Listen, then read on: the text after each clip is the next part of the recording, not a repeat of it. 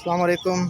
आज ताज भाई के साथ मौजूद हैं लालू के बर्ड्स मार्केट में। इनसे पूछते हैं कि आज जाल रेट क्या चल रहा है। अस्सलाम वालेकुम ताज भाई। वालेकुम। क्या रेट चल रहा है सर? आज जो है 300 रुपये पट्ठा, बड़ा 400 रुपये चल रहा है।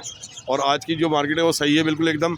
और लोगों को चाहिए जल्द से जल्द माल लेके आए ताकि वो उनका बिक जाए। कि अगली तौर का कुछ नहीं कह सकते, माल वापस भी आ जाता है, फिर रेट गिर जाता है, फिर बड़ी परेशानी होती है लोगों को। तो मैं इसलिए ये कहूँगा कि माल अपना ज़्यादा नहीं निकालें, कम कम करके निकालें और परेशान ना हो। इंशाल्लाह बहुत अच्छा हो जाएगा।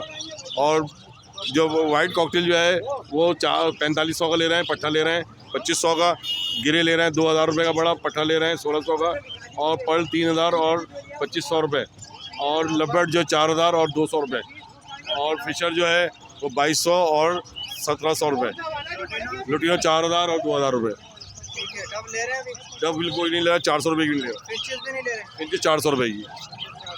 चलें, बहुत शुक्रिया सर।